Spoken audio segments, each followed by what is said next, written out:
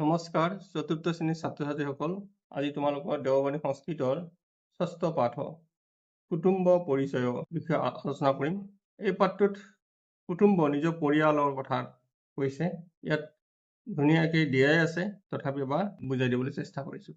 তোমালোকে মনোযোগেৰে প্ৰথম পৰা শেষলৈকে চাবা।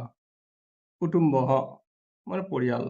এই পিতামহ পিতামহী মানে ককা আইতা, মানে পিতৃ পিতৃ পিতামহ, পিতৃ মাতৃ আইতা পিতামহী, মাতামহ ককা মাতৃৰ পিতৃ, মাতামহ মাতামহী আইতা মাতৃৰ মাতৃ, পিতা দেউতা, মাতা আই, পুত্ৰ পুত্ৰ, পুত্ৰী জীয়ৰী। ইয়াত কিতাপত ভাগিনী দি আছে, আচলতে ইয়াত ভগিনী, কিতাপত ভুল আছে।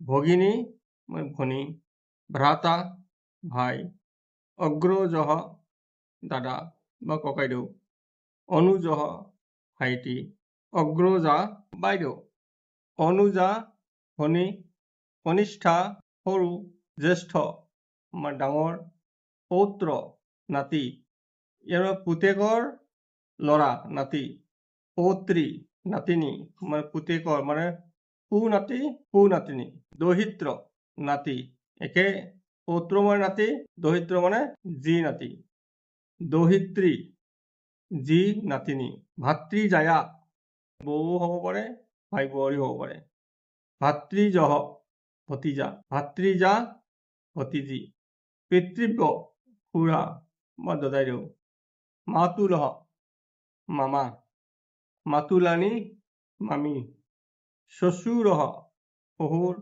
শ্বশ্ৰু শাহু, জামাতা জোঁৱাই, স্নুষা বোৱাৰী, ভাগিনেয়ী ভাগিনী, ননন্দা ননন্দ, ভাগিনেয় ভাগিন, মাতৃশশ্ৰী মাহী, পিতৃশশ্ৰী পেহী।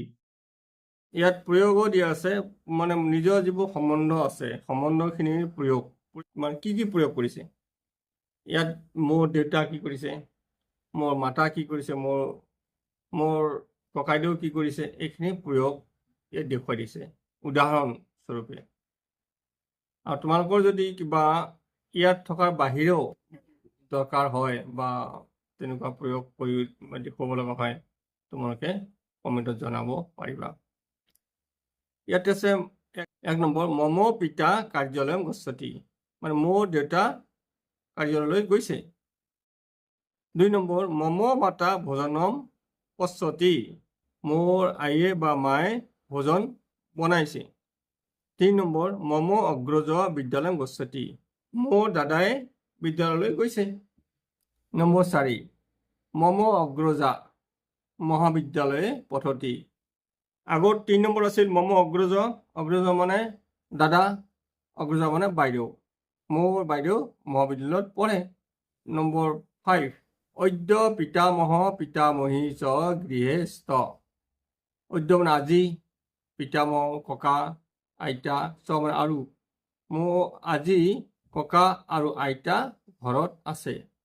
নম্বৰ 6, মম পিতৃব্য আপনম গচ্ছতি, ইয়াত পিতৃব্য মানে খুৰাদেউ বা দদাইদেউ, যে মোৰ খুৰাদেউ বা দদাইদেউ দোকানলৈ গৈছে। নম্বৰ 7, ভগিনী নৃত্যম কৰতি, ভগিনী মানে ভনী, ভনীয়ে নাচিছে বা নৃত্য কৰিছে, ভনীয়ে নৃত্য কৰিছে। 8, মম মাতুল আগচ্ছতি, মাতুল মানে মামা বা মোমাই, মোৰ মোমাইদেউ আহিছে। 9, মম ভাতৃজায়া পূজাম কৰতি, মোৰ বৌ বা বোৱাৰীয়ে পূজা কৰিছে। 10, মম মাতামহ মিষ্টান্নম বিতৰতি, মম মাতামহ আছে, তাত পিতামহ আছে, পিতামহী, মাতামহ মাতামহী, মাতামহ মানে মাৰ দেউতা, গতিকে মোৰ ককায়ে মিষ্টান্নম মানে মিঠাই বিতৰণ কৰিছে। যদি আৰু কিবা এই ধৰণৰ প্ৰয়োগখিনি কৰিব লগা হয় কমেণ্টত জনাবা।